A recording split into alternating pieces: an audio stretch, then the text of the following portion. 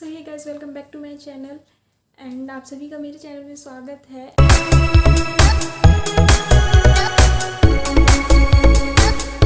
And in this detail video I am going to tell you about, अगर आप Japan आ रहे हैं या फिर फर्स्ट टाइम जापान आ रहे हैं तो आपको क्या क्या पैकिंग टिप्स है जो मैं आपको देने वाली हूँ आज इस वीडियो में। एंड आप क्या क्या सामान लेके आए मोस्ट इम्पॉर्टेंट है, एंड क्या क्या आप नहीं भी लेके आएंगे तो चलेगा, जापान में आने के बाद आप ख़रीद सकते हैं जो कि बहुत रीज़नेबल प्राइसेस पे आपको मिल जाएंगे। तो उनके बारे में मैं इस वीडियो में आपको बताने वाली हूँ अभी। तो let's start the video. Is about electronics. तो आप इलेक्ट्रॉनिक्स में अगर आप जापान आ रहे हैं तो क्या क्या आपको लेके आना है तो उसके बारे में मैं बता दूं। अगर आप जापान फर्स्ट टाइम आ रहे हैं तो आपको एक यूनिवर्सल अडेप्टर नाम की चीज़ होती है।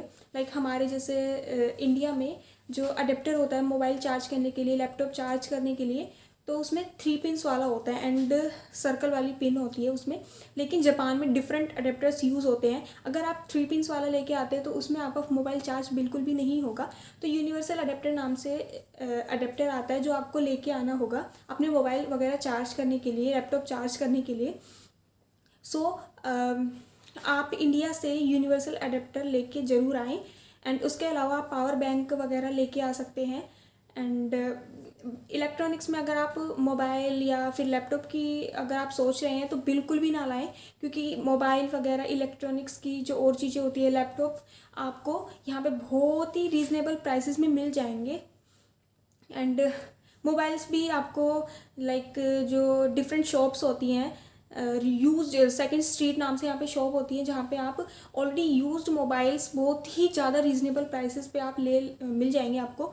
एंड जो एप्पल की जो ब्रांड्स होती हैं या बहुत अच्छी अच्छी ब्रांड्स, एप्पल की मैकबुक या लैपटॉप या फिर आपको आईफोन 14 प्रो एंड ये सारी चीज़ें आपको यहाँ पे बहुत ही एज़ कम्पेयर टू इंडिया आपको यहाँ पे बहुत रीज़नेबल प्राइसेस में मिल जाएंगे। सो मोबाइल वगैरह अगर आप न्यू खरीदने का सोच रहे हैं जापान आने से पहले या फिर न्यू लैपटॉप खरीदने का सोच रहे हैं तो अब ऐसा बिल्कुल भी ना सोचें, आपको जापान में बहुत अच्छे प्राइसेस पे मिल जाएंगे। Second topic is about cash. तो अगर आप न्यूली फर्स्ट टाइम जापान आ रहे हैं तो आप कितना कैश अपने साथ लेके आए। सो इसको मैं 3 कैटेगरीज में डिवाइड करूँगी। One is about study visa. अगर आप स्टडी वीज़ा पे जापान आ रहे हैं तो आप अपना 1 मंथ या 2 मंथ का पूरा लगेज, अपना खाने पीने का, या फिर जो आपको कैश स्टार्टिंग में कुछ चीज़ें आप भूल के भी आ जाओगे, कुछ आपको यहाँ पे न्यू खरीदनी पड़ेगी, तो उसके लिए आप अपना 4 मंथ to 5 मंथ लेके आएँ अगर आप स्टडी वीज़ा पे आ रहे हैं। उसके अलावा अगर आप TITP वीज़ा पे आ रहे हैं तो आपको ज़्यादा पैसे लाने की ज़रूरत नहीं है, क्योंकि TITP वीज़ा में क्या होता है, जो आपकी कंपनी है जो आपको यहाँ पे बुला रही है काम करने के लिए, ठीक है, तो वो आपको TITP वीज़ा में आपके जापान आते ही कुछ 7 to 8 मंथ वो आपको प्रोवाइड करती है। बट उसके बाद एक चीज़ और है कि वो आपको जो 7 to 8 मंथ प्रोवाइड करेंगी, किसी में वो डिफरेंट आपकी ऑर्गेनाइजेशन के ऊपर डिपेंड करता है। 7 to 8 मंथ आपको 10 मंथ भी मिल सकता है, आपकी सैलरी के ऊपर भी डिपेंड करता है। तो उसमें क्या होता है, वो आपको जापान आते ही आपको खर्चे के लिए वो पैसे दे देंगे, लेकिन उसके बाद आपको फर्स्ट मंथ की सैलरी नहीं मिलेगी।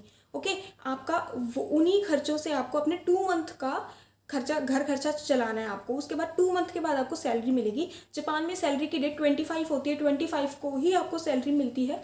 एंड अगर आप इस मंथ आ रहे हैं तो आपको अभी TITP में अभी आपको जो आपका मनी है वो मिल जाएगा एंड आपको फर्स्ट मंथ की सैलरी नहीं मिलेगी। उसके बाद जो सेकंड मंथ आएगा उसकी 25 को आपको सैलरी मिलेगी।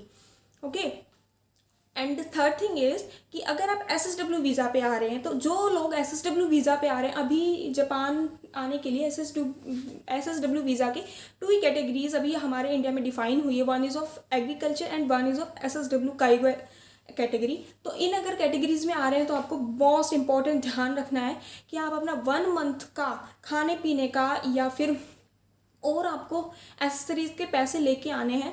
इसमें आप लाइक 5 to 6 मंथ अराउंड आप लेके आ सकते हो। मीन्स आपको जो अपना खर्चा है 1 मंथ का वो आपकी कंपनी आपको बिल्कुल भी प्रोवाइड नहीं करेगी, वो आपको अपने साइड से करना होगा।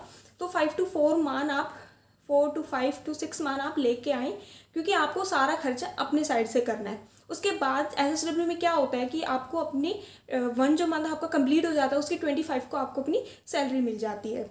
के पास कोई क्रेडिट इंटरनेशनल क्रेडिट कार्ड है या फिर आपको डिफरेंट बैंक्स का जो क्रेडिट कार्ड है, तो उसमें आपको ध्यान रखना होगा कि आप इंडिया से ही अपने जो एटीएम जो होता है, क्रेडिट कार्ड डेबिट कार्ड होता है, उनकी इंटरनेशनल पेमेंट ट्रांजेक्शन है वो ऑन करवा के लाएं, ताकि अगर आप यहाँ पे कहीं भी स्टोर पे जाते हैं, ओके, अगर आपके पास कैश नहीं है तो आप वहाँ से भी पेमेंट करवा सकते हैं। थर्ड पॉइंट है अबाउट फूड। तो फूड तो मोस्ट इम्पॉर्टेंट है। आप जापान अगर आ रहे हो तो आपको बता दूं, आप इंडिया की चीज़ों को मिस बहुत ज़्यादा करने वाले हैं, क्योंकि जो हम लाइक इंडिया में हम क्या करते हैं कि हमें थोड़ा सा ज़्यादा मिर्च मतलब चटपटा खाने की आदत होती है, लेकिन वो आप चीज़ आपको जापान में बिल्कुल भी नहीं मिलेगी। इसलिए फूड के ऊपर is the most important topic.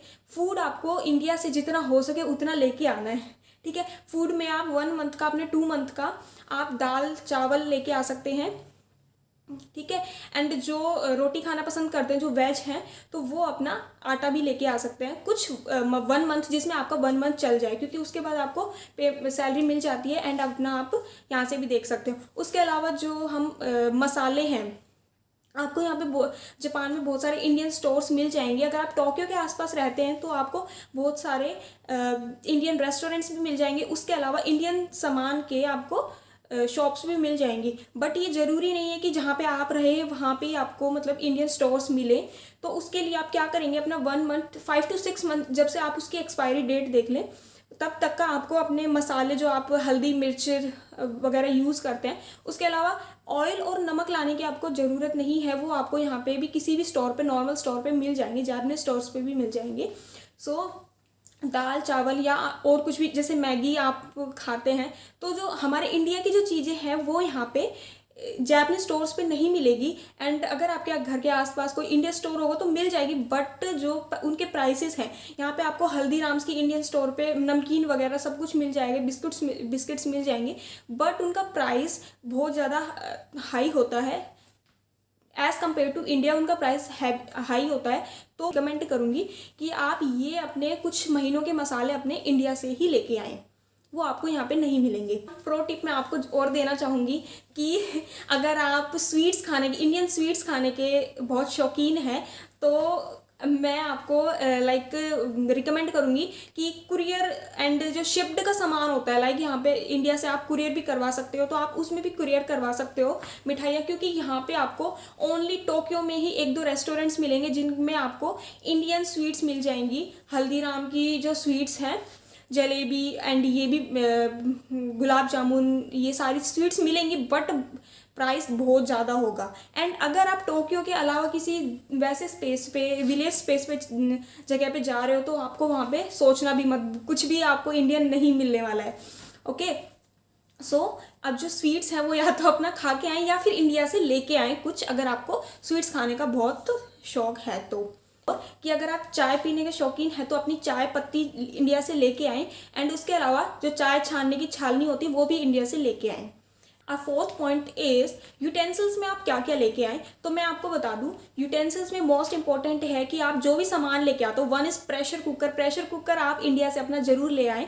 वैसे आपको यहाँ पे सुई हान की मिल जाएंगे, जो जापानीज प्रेशर कुकर होते हैं, इलेक्ट्रिक प्रेशर कुकर होता है, बट आप उसमें क्या है, जो आप जैसे हम चटपटा खाने का पसंद करते हैं, जैसे नमकीन चावल वगैरह, ये आपको उसमें नहीं बन पाएंगे। तो मैं रिकमेंड करूँगी आप फिर भी जब इंडिया से आप प्रेशर कुकर जरूर लेके आए। एंड जो भी pressure cooker, 1 is pressure cooker and 2nd is कढ़ाई या फिर चाय बनाने का जो बर्तन होता है वो लेके आए। उसके अलावा आप एक तवा भी ज़रूर लेके आए, ये इंपॉर्टेंट है।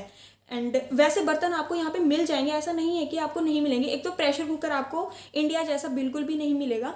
सेकेंड थिंग कि बर्तन आपको आप सारे बर्तन IH के लेके आए, जो कि आपके इंडक्शन पे भी चल जाएं। ज़रूरी नहीं है कि यहाँ पे आपको गैस ही मिले, यहाँ पे आपको इंडक्शन भी मिल सकता है, गैस भी मिल सकती है। एंड 1 इज़ मोर थिंग कि जो यहाँ पे गैस होती है वो भी इंडक्शन प्लेट टाइप की होती है। तो आप IH वाले, जो इंडक्शन वाले होते हैं, वही सारे बर्तन लेके आए। ऐसा नहीं हो कि आप बर्तन ले आए और आपका यहाँ पे ऐसे ही वो पड़ा रहे, ओके। उसके अलावा यूटेंसिल्स में आप अपना चकला बेलन, अगर रोटी खाते हैं तो चकला बेलन लेके आए। एंड हाँ, चकला बेलन जरूर लेके आए।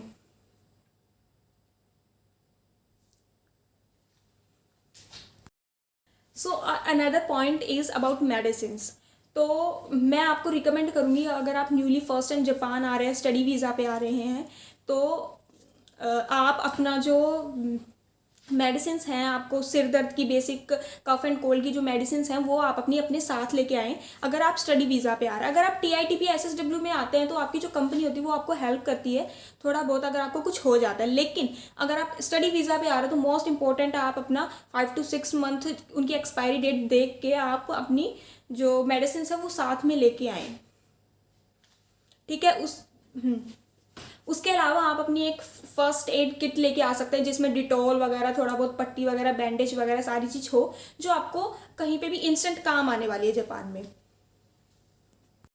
अलावा मैं आपको एक चीज़ और बताना चाहूँगी, अगर आपके कुछ इंजरी है या फिर कोई आपको इंटरनल प्रॉब्लम्स है या उसके आपको किसी चीज़ के चेकअप, लाइक जैसे मेरी तरह आइज चेकअप, ठीक है, एंड आपके डेंटल चेकअप अगर आप करवाना चाहते हो, अपनी जाड़ भरवाना चाहते हो या कुछ भी आपको प्रॉब्लम है, तो मैं आपको रिकमेंड करूँगी आप ये सारी चीज़ें अपने इंडिया में ही करवा के आएँ। क्योंकि another point is about clothing and shoes, जो कि हमारे लिए बहुत इम्पोर्टेंट है। तो इसमें मैं आपको बता दूं कि आप अपने लिए जैसे अगर आप अभी विंटर सीजन में आ रहे हैं जापान, तो विंटर के क्लोथ्स आप बहुत ज़्यादा लेके आने की ज़रूरत नहीं है। यहाँ पे आपको डिफरेंट ब्रांड्स के, अगर आप ब्रांड्स के कपड़े पहनना पसंद करते हो तो आपको वो भी बहुत अच्छे अच्छे भी मिल जाएंगे, बहुत सारी आपको वैरायटीज़ भी मिल जाएंगी। आपको एडिडास, पूना के बहुत ही मतलब कम प्राइसेस में भी मिल जाएंगे and high to high prices में भी आप सारे जो कपड़े हैं वो खरीद सकते हैं। लेकिन आप ट्रैवल करने के लिए एक जैकेट अपना जो कि आप पहन के आओगे तो वो आप लेके आ जाओ, क्योंकि अगर आप इंडिया से बहुत सारा सर्दी का सामान लेके आ रहे हैं, पहनने का सामान लेके आ रहे हो, तो यहाँ पे लाके रखने का कोई मैटर नहीं होता, क्योंकि यहाँ पे जो सर्दी होती है वो एज कम्पेयर टू इंडिया थोड़ी सी डिफरेंट होती है, ठीक है। यहाँ पे स्नोफॉल भी होगा अभी एंड सर्दियाँ थोड़ी सी एज कम्पेयर टू इंडिया अलग होती है। तो आप यहाँ की सर्दियाँ इंडिया के जो जैकेट्स वगैरह होते हैं उसमें आप नहीं निकाल पाओगे। मेन थिंग्स अबाउट लेयरिंग होती है कि आप हुडीज़ वगैरह या फिर अपनी लाइक पतली जो विंटर हुडीज़ होती हैं, जैकेट्स होती है, वो आप लेके आ सकते हो। लेकिन जो विंटर्स की पफ वाली जैकेट होती है, मोटी जैकेट, वो आपको लेके आने की ज़रूरत नहीं है। वो यहाँ पे आपको बहुत रीजनेबल प्राइसेस पे भी मिल जाएगी, जो कि यहाँ की जो सर्दी है ना उसके कंपेयर में सही रहेगी। उसके अलावा शूज़ की अगर मैं बात करूँ तो शूज़ भी यहाँ पे आपको अच्छे अच्छे ब्रांड्स के भी मिल जाएंगे, नॉर्मल भी मिल जाएंगे। तो मैं कोशिश, क्योंकि हम ही अब जब भी क्योंकि हम जब अभी SSW TITP वीज़ा पे आते हैं तो हमें क्या होता है कि जो एयरलाइंस में भी क्या होता है, एयर इंडिया में जो ट्रैवल बैगेज होता है वो भी हमारा लिमिटेड होता है, 23 kg के हम 2 बैगेज लेके आ सकते हैं। तो हम क्या करेंगे, मैं आपको रिकमेंड करूँगी कि आप एक बैगेज में अपना पूरा खाने का सामान ही लेके आए, ठीक है। एक में अपना पहनने का, अपना ग्रोसरी, ठीक है, अपना लाइक इलेक्ट्रॉनिक या जो भी आपका सामान है वो लेके आए। शूज़ का मैं आपको बोलूँगी आप इंडिया से पहन के आ जाए शूज़, ठीक है। उसके अलावा ट्रेडिशनल में आप अपने कुछ हिल्स वगैरह लेके आना चाहते हो तो लेके आ जाए, बट यहाँ पे भी आपको ठीक ठाक प्राइस में सारी चीज़ें मिल जाएंगी। एंड अगर ट्रेडिशनल क्लॉथ्स की बात करें तो मैं आपको बता दूं, इंडिया में जो हम ये ट्रेडिशनल सूट्स वगैरह पहनते हैं तो ये आपको यहाँ पे बिल्कुल भी नहीं मिलेंगे। ट्रेडिशनल कपड़े लाइक हम कोई फेस्टिवल वैसे यहाँ पे फेस्टिवल इतना सेलिब्रेट नहीं होगा, ज़्यादा सेलिब्रेट नहीं करते हैं हमारे इंडिया की तरह। बट अगर आप किसी फेस्टिवल में शामिल होना चाह रहे हैं या फिर आप यहाँ पे किसी इंडियन फैमिली को जानते हैं, उनके साथ अगर आप कोई इंडियन फेस्टिवल सेलिब्रेट करने वाले हैं तो आप उस टाइम फेस्टिवल के टाइम इंडियन अटायर को बहुत मिस करने वाले हो, क्योंकि इंडियन फेस्टिवल और बिना ट्रेडिशनल क्लॉथ्स के तो कोई बात ही नहीं है। जो अपने ट्रेडिशनल क्लॉथ्स हैं जैसे सूट वगैरह हम पहनते हैं वो अपना इंडिया से ही लेके आई। यहाँ पे आपको किसी भी स्टोर में कितने भी प्राइस में इंडियन ट्रेडिशनल ड्रेसेस आपको नहीं मिलेगी। इज़ अबाउट कॉस्मेटिक्स, तो मैं ये मेन लड़कियों के लिए तो मैं बता दूं, कॉस्मेटिक्स में आपको शैम्पू वगैरह, शॉप वगैरह लेके, मतलब आप 1 मंथ का आप सब कुछ लेके आओ, 1 शॉप लेके आओ, 1 अपना लाइक जो कपड़े धोने का डिटर्जेंट है वो थोड़ा सा लेके आओ, ठीक है, 1 मंथ का लेके आओ। उसके अलावा आप बहुत सारा लेके आने की ज़रूरत नहीं है। इन चीज़ों जैसे यहाँ पे ना शॉप वगैरह यूज़ नहीं करते, हमारे इंडिया में शॉप वगैरह यूज़ करते हैं नहाने के। यहाँ पे शावर जेल बहुत फेमस है, वो आपको किसी भी स्टोर पे बहुत रीजनेबल प्राइसेस में मिल जाएंगे शावर जेल। उसके अलावा अगर आप मेकअप करने के शौकीन हैं, आप लाइक ब्रांडेड मेकअप वगैरह करते हैं, तो यहाँ पे आपको सभी हुडा ब्यूटी, ठीक है, मतलब डिफरेंट ब्रांड्स के आपको लिपस्टिक वगैरह, प्राइमर, बीबी क्रीम वगैरह सारी चीज़ें आपको मिल जाएगी, ठीक है। एंड प्राइसेस भी ठीक ठाक मिलेंगे, ठीक है। तो अगर आप शैम्पू वगैरह लेके आ रहे हैं तो वो अपना 1 मंथ और 2 मंथ के अराउंड का ही लेके आएँ, उसके बाद आपको यहाँ पे आराम से मिल जाएगा। बेसिकली यहाँ पे कपड़े आप रिन वगैरह साबुन का कोई काम नहीं है, यहाँ पे कपड़े हम वॉशिंग मशीन में वॉश करते हैं। तो वॉशिंग पाउडर आप थोड़ा सा लेके आ जाएं, उसके बाद आप यहाँ से बहुत अच्छे रीजनल प्राइसेस में आप यहाँ से ख़रीद सकते हो। जो वॉशिंग पाउडर होता है, ऐसे वॉशिंग जेल भी यहाँ पे मिलता है, ओके।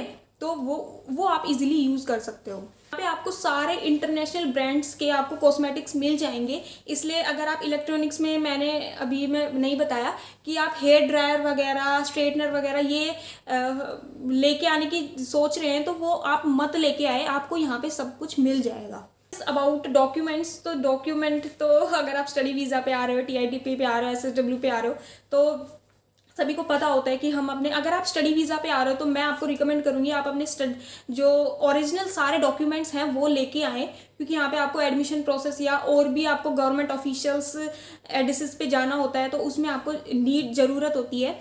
उसके अलावा आप अपनी फ़ोटोकॉपी भी उनके साथ अटैच करके लेके आए, ठीक है। थोड़ा सा यहाँ पे आपको इंडिया की तरह की जगह जगह पे फोटोकॉपी की शॉप्स नहीं मिलेंगी। उसके अलावा डॉक्यूमेंट्स में आप अपनी फ़ोटोज़ ज़रूर लेके आएँ, 15 से 20 फ़ोटो आप अपनी पासपोर्ट साइज़ ज़रूर लेके आएँ, वो मोस्ट इंपॉर्टेंट है। यहाँ पे वैसे फ़ोटोज़ क्लिक करवाने के लिए आपको मेट्रो स्टेशन पे या कहीं पे भी पूल बहुत मिल जाएंगे, लेकिन ये नहीं है इंडिया की तरह कि भैया लो मेरी फ़ोटो खींच दो और आपको 15 से 20 मिनट में फ़ोटो मिल जाएगी, ऐसा नहीं है। तो फोटो इज़ नेसेसरी। उसके अलावा वीज़ा, ये सभी को पता होता है, ये बेसिक अपना डॉक्यूमेंट्स होते हैं, तो अपने ओरिजिनल डॉक्यूमेंट्स प्लस फोटोकॉपी जरूर लेके आएँ।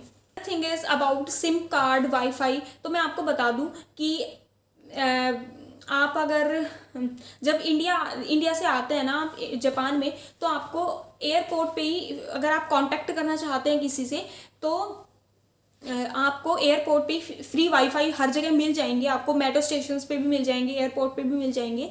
तो आप उस फ्री वाईफाई का अपने जापान के जो भी कॉलीग्स हैं, आप उनसे कांटेक्ट करने के लिए उसका यूज़ कर सकते हो।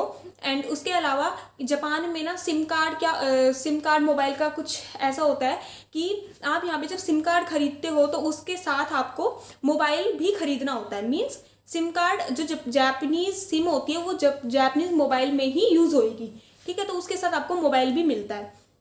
तो आप SSW वीज़ा से आते हैं तो आपको ज़रूरत पड़ेगी स्टडी वीज़ा में भी, तो आप वो सिम कार्ड खरीद सकते हैं जिसके ना पैक्स बहुत ज़्यादा लाइक हाई नहीं होते हैं। आपको लाइक 3000 येन में आपको 1 मंथ का लाइक 1 डे पर डे आपको 2 GB मिल जाएगा। एंड 5000 येन के आसपास आपको 1 मंथ का 100 GB आराम से मिल जाएगा, जो बहुत यूज़ होता है, ओके। अगर आप इंडिया से डायरेक्टली आ रहे हो और तभी आपको मतलब जैसे OTP वगैरह के लिए यूज़ करना है अपने मोबाइल को, तो आप कोशिश करें कि इंडिया से ही अपनी जो इंटरनेशनल रोमिंग है उसको ऑन करवा के लाएं आप इंडिया से ही। क्योंकि उसमें क्या होता है कि फिर जब हम जापान में आ जाते तो हमें जैसे कोई ट्रांजेक्शन करनी होती है अपने बैंक अकाउंट की, ठीक है, या फिर कोई ऐप वगैरह डाउनलोड करना होता है, तो उसमें क्या होता है कि OTP का बहुत झंझट होता है। तो OTP कई बार मोबाइल पे नहीं आते, तो उसके लिए आप अपना कोशिश करें कि एयरटेल सिम जो होती है, एयरटेल अपनी जो सिम है वो जियो या फिर आइडिया वगैरह, वोडाफोन, इनके नेटवर्क यहाँ पे बहुत कम है। मैं आपको रिकमेंड करूँगी आप अपनी कोई सी भी सिम है उसको एयरटेल में पोर्ट करवा के लाएं, ताकि आपके यहाँ पे अच्छे से सिम में नेटवर्क आ जाए, आपको OTP बहुत अच्छे से प्रोवाइड हो जाए। अब मैं आपको बताने जा रही हूँ कुछ छोटी छोटी टिप्स अबाउट लाइन, जो कि मतलब आप मैं ना डिस्क्रिप्शन बॉक्स में भी आपको पूरा लिख के बता दूंगी कि क्या क्या चीज़ें आपको बहुत ज़्यादा लेके आनी है। लाइक विंटर्स में आ रहे हो तो आप शूज़, सॉक्स भी लेके आएँ, ठीक है। यहाँ पे लड़कियों के लिए बहुत क्यूट सॉक्स, आपको बहुत सारी चीज़ें मिल जाएंगी, बट फिर भी आप अपना इंडिया से 1 और 2 आइटम्स लेके आएँ, ठीक है, क्योंकि आप ये तो है नहीं कि आप आते ही यहाँ पे एंड खरीदने लग जाओगे, शॉपिंग करने लग जाओगे। तो अपना 1 मंथ का लेके आए, उसके बाद आप यहाँ पे जब आपको सैलरी मिलती है या फिर आपको कंपनी से मिलता है तो आप यहाँ से भी खरीद सकते हो ये चीज़ें। प्रेयर आइटम्स में आप क्या ले, अगर आप पूजा भी करते हैं तो मतलब आपको मंदिर शिफ्ट करना है तो आप क्या करें, जो पूजा का सामान है वो सारा आप इंडिया से ही लेके आए। यहाँ पे आपको इंडियन स्टोर्स पे कुछ मिल जाएगा बट वो बहुत ज़्यादा हाई रेट पे मिलेगा। एंड यहाँ पे आपको टेम्पल्स भी मिल जाए, इस्कॉन टेम्पल यहाँ पे टोक्यो में है। उसके अलावा बुद्धिज्म के जो टेम्पल्स हैं वो भी मिल जाएंगे, बट टेम्पल मिलेंगे लेकिन आप जैसे दिया होता है, पूजा की थाली होती है, धूप बत्ती होती है, ये चीज़ें हम यूज़ करते हैं, या फिर जो हमारे लाइक गॉडेस के जो फ्रेम होते हैं वो यहाँ पे आपको नहीं मिलेंगे। इसलिए अगर आप पूजा करते लाइक शिवलिंग जो होता है ना, शिवलिंग हम पानी डालने के लिए यूज़ करते हैं, तो वो आप अपना इंडिया से ही लेके आए, वो मोस्ट इंपॉर्टेंट है। स्टेशनरी आइटम, अगर आप स्टडी वीज़ा पे आ रहे हैं तो आपको स्टेशनरी आइटम भी बहुत यूज़ होगा। तो मैं आपको रिकमेंड करूँगी कि आप स्टेशनरी आइटम्स बहुत ज़्यादा इंडिया से बिल्कुल भी ना लेके आएँ। यहाँ पे आपको बहुत क्यूट बहुत ज़्यादा वेराइटीज़ में आपको स्टेशनरी आइटम मिल जाएंगे। गर्ल्स के लिए बहुत ज़्यादा क्यूट आपको पेंसिल्स, पेन वगैरह, ठीक है, आप सारी चीज़ें आपको यहाँ पे मिल जाएंगी एंड बहुत रीजनेबल प्राइसेस में, बहुत ज़्यादा कुछ महंगा नहीं मिलेगा आपको, ठीक है। एंड उसके अलावा जो लाइक यहाँ पे क्या होता है कि वेज और नॉन वेज का बहुत ही लाइक क्रॉस होता है कि अगर आप वेज हैं तो आपको बहुत दिक्कत होने वाली है। इसलिए अगर आप वेज हैं तो आप अपना बहुत सारा खाने का सामान या तो आप यहाँ इंडिया से कुरियर करवा सकते हैं। उसके अलावा अपना एक बैग, मैं कहूँगी कि एक बैग अपना खाने के सामान का ही भर के लाएं, लाइक ड्राई फ्रूट्स वगैरह अगर आप खाते हैं। ड्राई फ्रूट्स जापान में बहुत ज़्यादा महंगे हैं, बहुत। ड्राई फ्रूट्स आप ज़्यादा से ज़्यादा लेके आ सकते हैं, 1 kg ईच आप लेके आ सकते हैं अगर आपको पसंद है तो, क्योंकि यहाँ पे आपको कोई ड्राई फ्रूट्स खाने को नहीं मिलेगा, प्राइस बहुत ज़्यादा है ड्राई फ्रूट्स के। एंड खाने का सामान ज़्यादा से ज़्यादा लेके आए। जो नॉनवेज पर्सन है उनके लिए यहाँ पे इतनी दिक्कत नहीं होगी खाने की, जो नॉनवेज भी खा लेते हैं, क्योंकि यहाँ पे जापानीज स्टोर्स में, सुपरमार्केट में आपको लाइक बहुत रीजनेबल प्राइसेस पे यहाँ पे ना नॉनवेज बहुत सस्ता है, ठीक है, एज़ कम्पेयर टू हमारा जो वेज फूड होता है। मैंने उस वीडियो में भी आपको दिखाया था, सुपरमार्केट में जो फ्रूट्स वगैरह हैं, वेजिटेबल्स हैं, वो बहुत महंगी है एज़ कम्पेयर टू मीट, ठीक है। तो मीट बहुत ही, जो नॉनवेज आइटम्स होते हैं वो बहुत सस्ते हैं।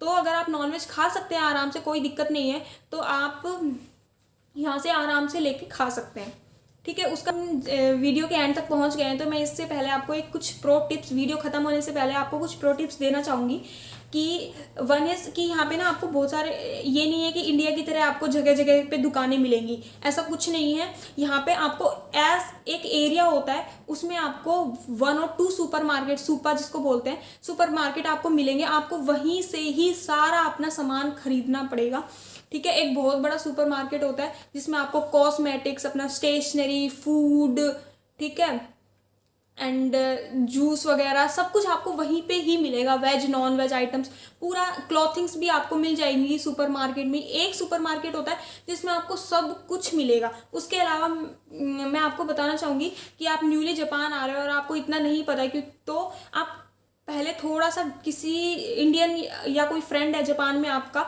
या फिर आपको अच्छे से जापानीज़ आती है तो कोई जापानीज़ है, उनसे थोड़ा सा आप हिंट ले सकते हो, उनसे पूछ सकते हो, बात कर सकते हो, क्योंकि आप जापान आते हो एंड आपके कोई आसपास सुपरमार्केट होते हैं। कुछ सुपरमार्केट बहुत ज़्यादा महंगे भी होते हैं, कुछ सस्ते भी होते हैं, ठीक है। तो महंगे वाले सुपरमार्केट में जाके आपको अपना पैसा वेस्ट नहीं करना है। जैसे अभी मैं आपको बता देती हूँ, 1 इज सेकेंड स्ट्रीट नाम से शॉप होती है यहाँ पे। तो उसमें क्या होता है, जैसे आपको यूटेंसिल्स वगैरह, आपको इलेक्ट्रॉनिक सामान जो होता है वो यूजेबल मिल जाता है, मींस ऑलरेडी यूज़ करा हुआ। तो वो जो ऑलरेडी यूज़ करा हुआ सामान होता है वो बहुत पुराना या फिर ख़राब नहीं होता, ठीक है, वो बहुत नया नया आपको दिखेगा एंड उसकी क्वालिटी भी बहुत अच्छी होती है। तो वो आपको रीजनेबल प्राइसेस पे मिल जाएंगे, मोबाइल्स वगैरह। उसके अलावा आपको IH के इंडक्शंस के बर्तन भी वहाँ पे मिल जाएंगे, ठीक है। तो वो आप वहाँ से खरीद सकते हो। सेकंड स्ट्रीट नाम से आप सर्च भी कर सकते हैं अपने गूगल मैप पे, आपके एरिया के आसपास सेकंड स्ट्रीट नाम से शॉप कहाँ पे है, कौन सी है। उसके अलावा 1 शॉप इज़ अबाउट दाइशो नाम से भी यहाँ पे शॉप्स मिलेंगी, जिस पे आपको रीजनेबल प्राइसेस पे सब मिल जाएगा। उसके अलावा इंडियन स्टोर्स तो आपको पता ही है। अगर आप टोक्यो के आसपास आ रहे हो तो यहाँ पे आपको इंडियन रेस्टोरेंट्स भी बहुत ज़्यादा मिल जाएंगे, जगह जगह पे। मेरे भी घर के पास इंडियन रेस्टोरेंट है, बट मैंने अभी तक ट्राई नहीं करा है वहाँ पे खाने का। सेकंड स्ट्रीट दाइशो के अलावा कोम्बिनी 7-11 नाम से भी शॉप्स होती हैं, वहाँ पे आप अपने जाके आराम से शॉपिंग कर सकते हैं। जो आपका सुपर मार्केट होता है उससे थोड़ा सा कम प्राइसेस में वही चीज़ें आपको मिल जाएगी आराम से। जो वेज पीपल हैं तो मैं उनको रिकमेंड करूँगी कि आप कोई भी चीज़ खरीदे, आप मैगी खरीदें यहाँ से, ठीक है, और कोई भी चीज़ खरीदे तो सबसे पहले आप उस पर देखें, अच्छे से परख लें कि जो हम सामान खरीद रहे हैं तो वो वेज है या नहीं। क्योंकि बहुत सारे जापान में अभी सुपर मार्केट में मैंने भी देखा है बहुत सारे ऐसे पैकेट्स होते हैं जिस पे वेज नॉन वेज लिखा ही नहीं होता है, या फिर लिखा भी होता है तो वो जापानीज लैंग्वेज में लिखा होता है, तो हम अच्छे से उसको देख नहीं पाते हैं कि कहाँ पे लिखा हुआ है। तो कोशिश करें, अगर आपको नहीं पता है तो आपके जो स्टोर्स होते हैं उसमें आपको जो सामान लगाने वाले पर्सन होते हैं ना वो भी बहुत सारे मिल जाएंगे। आप उनसे पूछ सकते हो इज दिस वेज और नॉन वेज लाइक दिस। तो कोई भी सामान खरीदने से पहले वेज और नॉन वेज का कंफर्म जरूर कर लेना, क्योंकि वहाँ पे उसके कॉर्नर्स अलग नहीं होते हैं वेज नॉन वेज के। आपको वही सामान वेज भी वहीं पे रखा मिलेगा, नॉन वेज भी वहीं पे रखा मिलेगा। तो आपको देखना है कि वेज कौन सा नॉन वेज कौन सा, ये सारी चीज़ें देख के आपको कोई भी सामान खरीदना है। किसी भी जापानीज स्टोर्स, जापानीज रेस्टोरेंट्स में अगर खाना खाने जा रहे हैं या फिर बर्गर सैंडविच कुछ भी खा रहे हैं तो मैंने ये देखा है कि जापानीज पीपल है ना वो क्या करते हैं, वो जो एग होता है उसको वो वेज में ही समझते हैं, मतलब उसको नॉन वेज नहीं मानते। तो अगर आप बर्गर खा रहे हैं या फिर कुछ भी बाहर से खा रहे हैं तो आप उनको पहले ये बताएं कि हम वेज हैं, तो वेज में वो एग भी नहीं डालें, ठीक है। आप बर्गर, अगर वीडियो पसंद आई हो तो चैनल को लाइक कमेंट शेयर कर देना। एंड अभी मैं भी रिसेंटली जापान आई हूँ तो मुझसे भी बहुत सारी गलतियाँ हुई है क्योंकि, एंड मैं आपको डिस्क्रिप्शन बॉक्स में पूरी लिस्ट प्रोवाइड कर दूंगी जो भी असेंशियल सामान हैं उनकी, ओके। लाइक थर्मामीटर आपको लेके आना है, थर्मामीटर, एंड आपको लाइक वहाँ अम्ब्रेला आपको ज़रूर अपने साथ अपने सामान में बैगेज में रखना है, क्योंकि जापान में आपको पता भी नहीं चलेगा, किसी भी टाइम बारिश हो जाती है। तो अम्ब्रेला आप है ना, बहुत हैवी अम्ब्रेला नहीं, बड़ा नहीं, आप जो छोटा आता है, छोटे पैकिंग में आता है वो अम्ब्रेला आप यूज़ कर सकते हो, ताकि आप लाइक अपने जो कैजुअल बैग्स होते हैं ना, जो आप नॉर्मल अपने ऑफिस लेके जाओगे, अपने काम की जगह लेके जाओगे, तो वो बैग्स आप उसमें आपका आराम से एक टिफ़िन आ जाए, आपका एक अम्ब्रेला आ जाए, एक वाटर बॉटल आ जाए छोटी। तो अम्ब्रेला मोस्ट इम्पॉर्टेंट है, ज़रूर लेके आना। वीडियो देखने के लिए आपका बहुत बहुत धन्यवाद। एंड इसी के साथ ही मैं कुछ इंटरेस्टिंग फैक्ट्स की वीडियोस लेके आऊँगी ऑन माय चैनल। सो अगर वीडियो अच्छी लगे तो आप लाइक कमेंट शेयर करना। एंड जो आपके फ्रेंड्स हैं, फैमिली हैं, जो भी जापान के बारे में जानना चाहते हैं या फिर जापान उनका आने का प्लान है, तो उनको मेरी वीडियो से बहुत हेल्प मिलने वाली है, इसलिए चैनल को सब्सक्राइब कर देना। एंड इसके साथ मैं आपको मिलूंगी एक नई वीडियो के साथ, तब तक के लिए बाय बाय, थैंक यू।